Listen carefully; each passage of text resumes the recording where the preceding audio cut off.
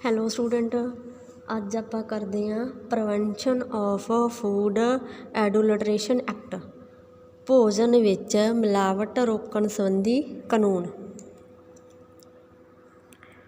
ਭੋਜਨ ਵਿੱਚ ਕਈ ਕਿਸਮ ਦੀ ਮਿਲਾਵਟ ਕੀਤੀ ਜਾ ਸਕਦੀ ਹੈ ਜੋ ਕਿ ਸਿਹਤ ਲਈ ਹਾਨੀਕਾਰਕ ਹੁੰਦੀ ਹੈ।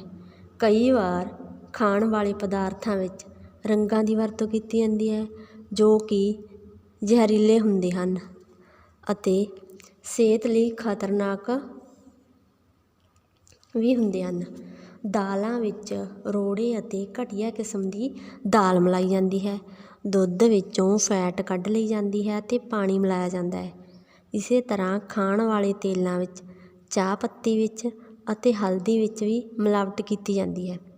ਇਹਨਾਂ ਮਿਲਾਵਟੀ ਕਾਰਵਾਈਆਂ ਨੂੰ ਰੋਕਣ ਲਈ ਭਾਰਤ ਸਰਕਾਰ ਵੱਲੋਂ ਕਾਨੂੰਨ ਪਾਸ ਕੀਤਾ ਗਿਆ ਹੈ ਜਿਸ ਨੂੰ ਪ੍ਰੀਵੈਂਸ਼ਨ ਆਫ ਫੂਡ ਐਡੂਲਟਰੇਸ਼ਨ ਐਕਟ ਕਹਿੰਦੇ ਹਨ।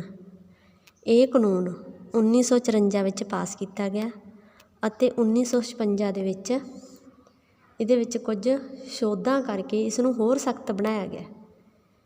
ਇਸ ਕਾਨੂੰਨ ਦੀਆਂ ਧਾਰਾਵਾਂ ਅਨੁਸਾਰ ਭੋਜਨ ਵਿੱਚ ਮਿਲਾਵਟ ਕਰਨ ਵਾਲਿਆਂ ਲਈ ਕੈਦ ਅਤੇ ਜੁਰਮਾਨੇ ਦੀ ਵਿਵਸਥਾ ਰੱਖੀ ਗਈ ਹੈ।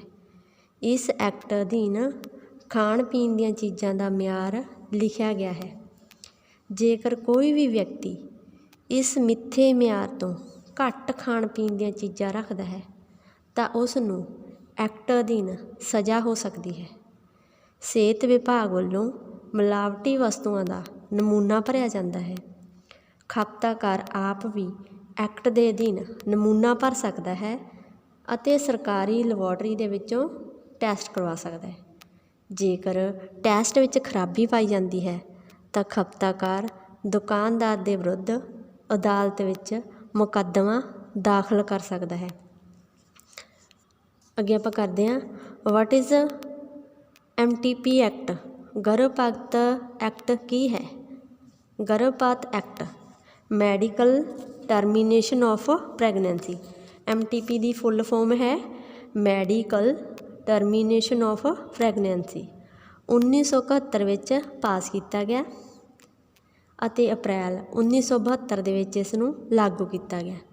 ਇਸ ਐਕਟ ਅਧੀਨ ਔਰਤਾਂ ਦੀ ਸਿਹਤ ਨੂੰ ਯਕੀਨੀ ਬਣਾਇਆ ਗਿਆ ਹੈ। ਇਸ ਐਕਟ ਅਧੀਨ ਜੇਕਰ ਡਾਕਟਰੀ ਨਜ਼ਰੀਏ ਤੋਂ ਗਰਭ ਅਵਸਥਾ ਦੌਰਾਨ ਔਰਤ ਦੀ ਜਾਨ ਖਤਰੇ ਵਿੱਚ ਹੈ ਤਾਂ ਉਹ ਗਰਭ ਨੂੰ 9 ਮਹੀਨਿਆਂ ਤੱਕ ਕਾਇਮ ਨਹੀਂ ਰੱਖ ਸਕਦੀ ਤਾਂ ਉਸ ਨੂੰ ਕਾਨੂੰਨਨ ਹੱਕ ਹੈ ਕਿ ਉਹ ਆਪਣਾ ਗਰਭਪਾਤ ਕਰਵਾ ਸਕਦੀ ਹੈ ਅਤੇ ਇਹ ਸੇਵਾ ਸਰਕਾਰੀ ਹਸਪਤਾਲਾਂ ਵਿੱਚ ਮੁਫਤ ਦਿੱਤੀ ਜਾਂਦੀ ਹੈ। ਇਸ ਤੋਂ ਇਲਾਵਾ ਐਕਟ ਅਧੀਨ ਹੇਠ ਲਿਖੀਆਂ ਹਾਲਤਾਂ ਵਿੱਚ ਔਰਤ ਦਾ ਕਾਨੂੰਨੀ ਤੌਰ ਉੱਤੇ ਗਰਭਪਾਤ ਕੀਤਾ ਜਾ ਸਕਦਾ ਹੈ। ਨੰਬਰ 1, ਜੇਕਰ ਪ੍ਰੈਗਨੈਂਸੀ ਚਾਲੂ ਰੱਖਣ ਕਾਰਨ ਔਰਤ ਦੀ ਜਾਨ ਨੂੰ ਕਿਸੇ ਕਿਸਮ ਦਾ ਖਤਰਾ ਹੋਵੇ। ਨੰਬਰ 2, ਜੇਕਰ ਪ੍ਰੈਗਨੈਂਸੀ ਅਵਸਥਾ ਦੌਰਾਨ ਬੱਚੇ ਦਾ ਵਿਕਾਸ ਠੀਕ ਤਰ੍ਹਾਂ ਨਾ ਹੋ ਰਿਹਾ ਹੋਵੇ।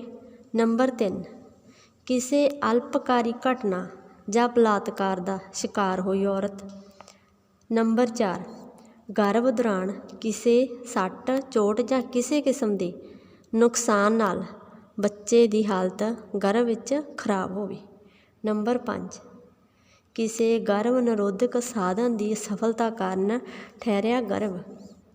ਇਸ ਐਕਟ ਦੇ ਅਧੀਨ ਸਰਕਾਰ ਦੀ ਮਨਜ਼ੂਰੀ ਪ੍ਰਾਪਤ ਕਰਕੇ ਕੋਈ ਵੀ MBBS ਡਾਕਟਰ ਗਰਭਪਾਤ ਕਰ ਸਕਦਾ ਹੈ ਪਰ 12 ਹਫ਼ਤਿਆਂ ਦੇ ਗਰਭਪਾਤ ਲਈ ਕੇਵਲ ਇੱਕ ਡਾਕਟਰ ਜਾਂ ਲੇਡੀ ਡਾਕਟਰ ਦੀ ਲੋੜ ਹੁੰਦੀ ਹੈ।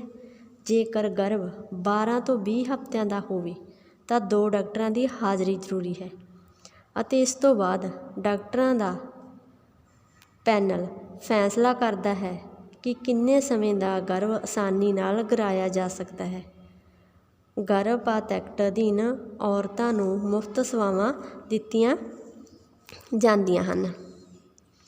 ਅੱਗੇ ਆ ਗਿਆ municipal and local bodies act regarding housing and sanitation. ਨਗਰ ਪਾਲਿਕਾਵਾਂ ਵੱਲੋਂ ਘਰਾਂ ਅਤੇ ਆਲੇ ਦੁਆਲੇ ਦੀ ਸਫਾਈ ਲਈ ਐਕਟ। ਸਮਾਜ ਵਿੱਚ ਰਹਿ ਰਹੇ ਲੋਕਾਂ ਦੀ ਤੰਦਰੁਸਤੀ ਲਈ ਚੰਗੇ ਆਲੇ ਦੁਆਲੇ ਅਤੇ ਸਾਫ਼ ਸੁਥਰੇ ਹਵਾਦਾਰ ਘਰਾਂ ਦੀ ਲੋੜ ਹੁੰਦੀ ਹੈ। ਘਰ ਅਜਿਹੀ ਥਾਂ ਹੈ ਜਿੱਥੇ ਪਰਿਵਾਰ ਦੇ ਸਾਰੇ ਜੀਅ ਮਿਲ ਕੇ ਰਹਿੰਦੇ ਹਨ।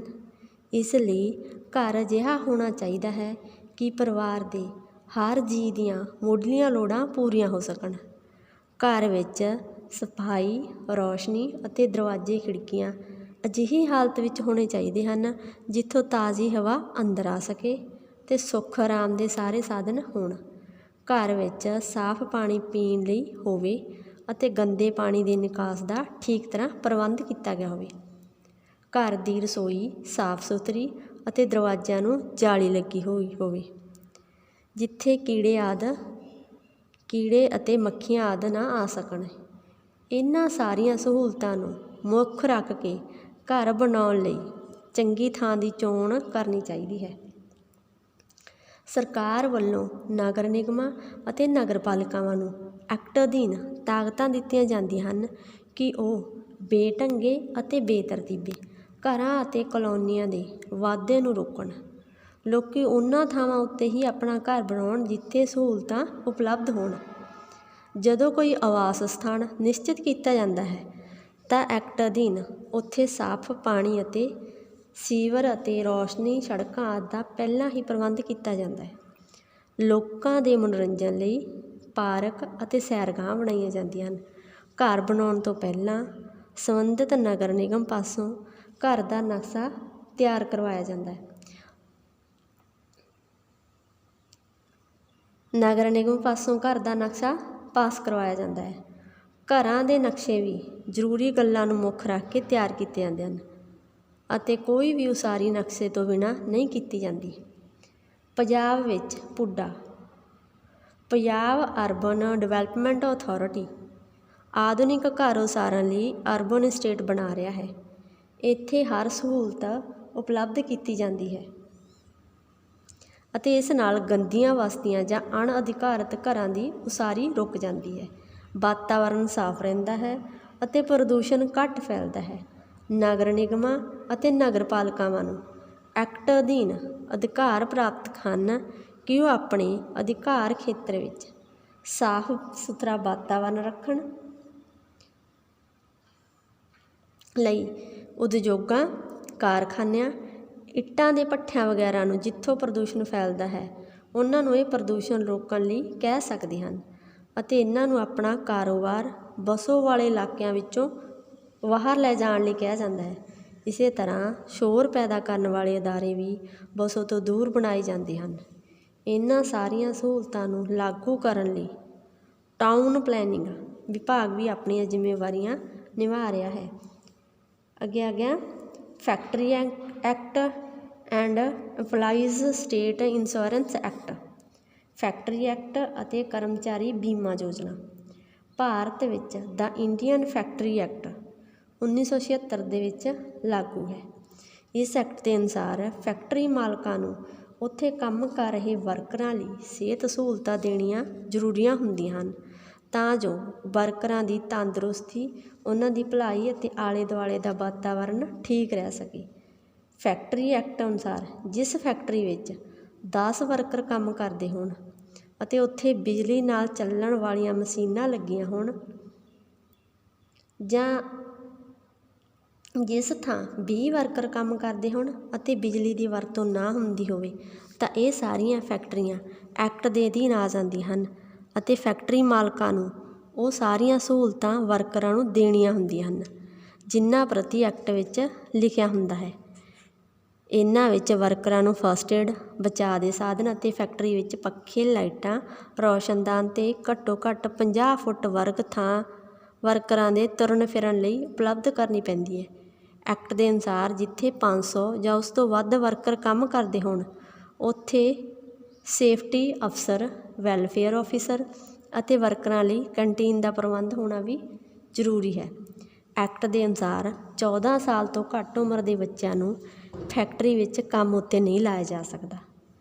ਐਕਟ ਦੇ ਅਨੁਸਾਰ ਫੈਕਟਰੀ ਵਿੱਚ ਵਰਕਰ ਕੋਲੋਂ 9 ਘੰਟੇ ਤੋਂ ਵੱਧ ਕੰਮ ਨਹੀਂ ਲਿਆ ਜਾ ਸਕਦਾ ਅਤੇ ਉਸ ਨੂੰ 5 ਘੰਟੇ ਕੰਮ ਕਰਨ ਪਿੱਛੋਂ ਅੱਧਾ ਘੰਟਾ ਆਰਾਮ ਲਈ ਸਮਾਂ ਦੇਣਾ ਜ਼ਰੂਰੀ ਹੈ। ਔਰਤ ਨੂੰ ਭਾਰੀ ਕੰਮਾਂ ਉੱਤੇ ਨਹੀਂ ਲਾਇਆ ਜਾ ਸਕਦਾ ਅਤੇ ਨਾ ਹੀ ਰਾਤ ਸਮੇਂ ਉਹਨਾਂ ਤੋਂ ਕੰਮ ਕਰਾਇਆ ਜਾ ਸਕਦਾ ਹੈ। ਰਾਜ ਕਰਮਚਾਰੀ ਬੀਮਾ ਯੋਜਨਾ ਐਕਟ 1925। ਇਸ ਐਕਟ ਦੇ ਅਧੀਨ ਫੈਕਟਰੀ ਵਿੱਚ ਕੰਮ ਕਰ ਰਹੇ ਵਰਕਰਾਂ ਨੂੰ ਸਮਾਜਿਕ ਸੁਰੱਖਿਆ ਅਤੇ ਸਿਹਤ ਬੀਮਾ ਸਹੂਲਤਾਂ ਦਿੱਤੀਆਂ ਜਾਂਦੀਆਂ ਹਨ। ਫੈਕਟਰੀ ਵਿੱਚ 1600 ਰੁਪਏ ਮਹੀਨਾ ਤਨਖਾਹ ਲੈਣ ਵਾਲੇ ਵਰਕਰ ਨੂੰ ਇਹ ਸਹੂਲਤਾਂ ਦਿੱਤੀਆਂ ਜਾਂਦੀਆਂ ਹਨ। ਨੰਬਰ 1 ਮੈਡੀਕਲ ਸਹੂਲਤ। ਇਸ ਐਕਟ ਅਧੀਨ ਫੈਕਟਰੀ ਵਰਕਰਾਂ ਨੂੰ ਅਤੇ ਉਹਨਾਂ ਦੇ ਪਰਿਵਾਰਕ ਮੈਂਬਰਾਂ ਨੂੰ ਹਸਪਤਾਲ ਵਿੱਚ ਆਊਟਡੋਰ ਅਤੇ ਇਨਡੋਰ ਡਾਕਟਰੀ ਸਹੂਲਤਾਂ ਦਿੱਤੀਆਂ ਜਾਂਦੀਆਂ ਹਨ। ਦਵਾਈਆਂ, ਪੱਟੀਆਂ ਅਤੇ ਟੀਕੇ ਮੁਫਤ ਲਾਏ ਜਾਂਦੇ ਹਨ। ਲੈਬਾਰਟਰੀ ਟੈਸਟ ਵੀ ਮੁਫਤ ਕੀਤੇ ਜਾਂਦੇ ਹਨ। ਨੰਬਰ 2 ਬਿਮਾਰੀ ਸਮੇਂ ਸਹੂਲਤਾਂ। ਵਰਕਰਾਂ ਨੂੰ ਬਿਮਾਰੀ ਦੇ ਸਮੇਂ ਦੌਰਾਨ ਵੀ ਮਜ਼ਦੂਰੀ ਦਿੱਤੀ ਜਾਂਦੀ ਹੈ, ਜੋ ਕਿ ਰੋਜ਼ਾਨਾ ਮਜ਼ਦੂਰੀ ਦਾ 1/12ਵਾਂ ਹਿੱਸਾ ਹੁੰਦਾ ਹੈ ਅਤੇ ਇਹ ਸਹੂਲਤਾਂ ਵਰਕਰਾਂ ਨੂੰ ਸਾਲ ਵਿੱਚ 56 ਦਿਨਾਂ ਤੱਕ ਮਿਲ ਸਕਦੀ ਹੈ। ਜੇਕਰ ਵਰਕਰ ਨੂੰ TB, ਦਮਾ ਜਾਂ ਕੋਈ ਹੋਰ ਲੰਬੀ ਬਿਮਾਰੀ ਹੋਵੇ ਤਾਂ ਇਹ ਸਹੂਲਤ 6 ਮਹੀਨਿਆਂ ਤੋਂ 2 ਸਾਲਾਂ ਤੱਕ ਵੀ ਮਿਲ ਸਕਦੀ ਹੈ। ਨੰਬਰ 3 ਪ੍ਰਸੂਤੀ ਸਹੂਲਤਾਂ। ਔਰਤ ਮਜ਼ਦੂਰਾਂ ਨੂੰ ਮੈਟਰਨਿਟੀ ਬੈਨੀਫਿਟ ਪ੍ਰਸੂਤੀ ਸਮੇਂ ਦੌਰਾਨ 12 ਹਫ਼ਤਿਆਂ ਤੱਕ ਮਜ਼ਦੂਰੀ ਮਿਲਣ ਦੀ ਸਹੂਲਤ ਹੈ। ਅਪੰਗ ਸਹੂਲਤਾਂ। ਵਰਕਰ ਨੂੰ ਜੇਕਰ ਕੰਮ ਦੇ ਦੌਰਾਨ ਕਿਸੇ ਹਾਦਸੇ ਵਿੱਚ ਸੱਟ ਫੇਟ ਲੱਗ ਜਾਂਦੀ ਹੈ ਤਾਂ ਮਾਮੂਲੀ ਅਪੰਗਤਾ ਦੌਰਾਨ 7 ਦਿਨ ਦੀ ਛੁੱਟੀ ਅਤੇ ਤਨਖਾਹ ਦਿੱਤੀ ਜਾਂਦੀ ਹੈ। ਜੇਕਰ ਹਾਦਸਾ ਗੰਭੀਰ ਹੋਵੇ ਤਾਂ ਮਜ਼ਦੂਰ ਸਦਾ ਲਈ ਨਕਾਰਾ ਹੋ ਜਾਂਦਾ ਹੈ। ਉਸ ਨੂੰ ਮਜ਼ਦੂਰੀ ਦਾ 72% ਹਿੱਸਾ ਸਾਰੀ ਜ਼ਿੰਦਗੀ ਪੈਨਸ਼ਨ ਵਜੋਂ ਦਿੱਤਾ ਜਾਂਦਾ ਹੈ। ਨੰਬਰ 5 ਹੈ ਆਸ਼ਰਤ ਸਹੂਲਤਾਂ। ਐਕਟ ਅਧੀਨ ਵਰਕਰਾਂ ਦੇ ਪਰਿਵਾਰਕ ਮੈਂਬਰਾਂ ਅਤੇ ਬਜ਼ੁਰਗ ਮਾਪਿਆਂ ਨੂੰ ਪੈਨਸ਼ਨ ਸਹੂਲਤ ਦਿੱਤੀ ਜਾਂਦੀ ਹੈ ਅਤੇ ਮੌਤ ਹੋਣ ਉੱਤੇ ਸੰਸਕਾਰ ਲਈ ਪੈਸੇ ਵੀ ਦਿੱਤੇ ਜਾਂਦੇ ਹਨ।